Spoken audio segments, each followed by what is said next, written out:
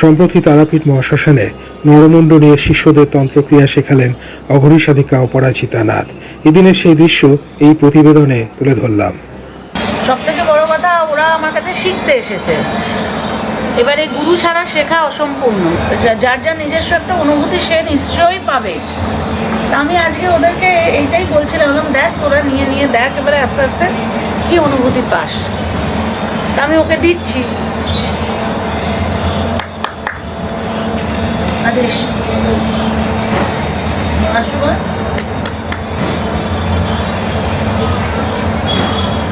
ওনাকে নিয়ে কি ফিল করতে পারছিস সেটা বল। চোখটা বন্ধ করে 5 মিনিট থেকে দেখ কি পাচ্ছিস।